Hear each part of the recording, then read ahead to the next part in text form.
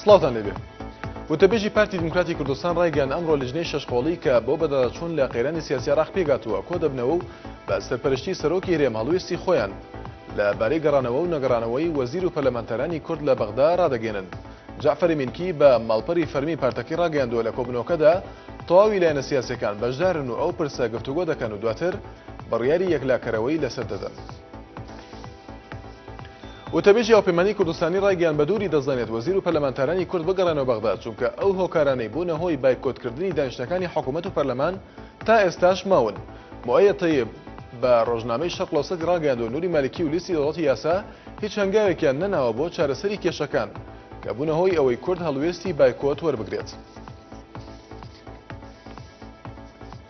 ئەمڕۆ سەلایەنە ئۆپۆزیسیۆنەکەی هەرێمی کوردستان وەرەقەیەک ڕادەستی مەسعود بارزانی سەرۆکی هەرێمی کوردستان دەکەن. ئەبوبەکر هەڵەدنی ئەندامی مەکتەبی سیاسی یەکگرتووی ئیسلامی کوردستان بە ماڵپەری ناڕخی ڕاگەیاند وەرەقەکەی ئۆپۆزیسیۆن ئەمڕۆ دەدرێتە سەرۆکی هەرێمی کوردستان و 3 خاڵ لەخۆ دەگرێت. بەڕێوەبەرایەتی هاتوچۆی هەرێمی کوردستان بڕیاری داکارکردن بە نرخی نوێی تابلۆی ئۆتۆمبیل لە هەرێم تا ڕۆژی یەکشەممەی داهاتوو ڕابگیرێت. نەقیبی هاتوچۆ مەریوان محەممەد وتەبێژی هاتوچۆی سلێمانی بە ماڵپەری ناڕخی ڕاگەیاند لەلایەن بەڕێوەبەرایەتی هاتوچۆی هەرێمی کوردستانەوە ئاگادارکردنەوە تا ڕۆژی یەکشەممەی داهاتوو کارکردن بە نرخی نوێی تابلۆی ئۆتۆمبیل ڕابگیرێت.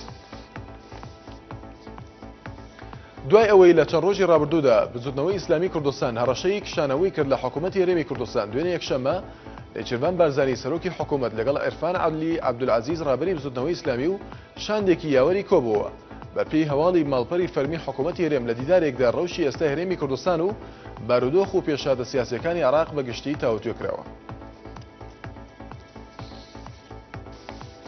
دەستەی باڵای کورد لە ڕۆژاوای کوردستان ڕایگەیاند لەمڕۆوە کۆچکردنی کوردانی ڕۆژاوای کوردستان بۆ هەرێمی کوردستان قەدەغەیە و ڕێگەل لە هەر کەس دەگیرێت کە بێوێت بەرەو هەرێم کۆچ بکات و شوێنەکەی جێبێڵێت. بەپێی هەواڵی ئاژانسی فرات نیوز دەستەی باڵای کورد ڕایگەیاندووە لە چوارچەوەی پلانێکی سیاسیدا هەندێک هێز دەیانەوێت ڕۆژئاوا لە کوردان چۆڵ بکەن و پەرە بە سیاسەتی بە عەرەبکردن بدەن. لەبەرەوەی لێستێدا ئەو هەرێمانە لە ئارامیدان بۆیە لە بەردۆخێکی وادا کۆچکردن مەترسیەکی گەورەیە و پێویستە ڕێگری لێ بکرێت. ڕشاد و بەختەوەر بن.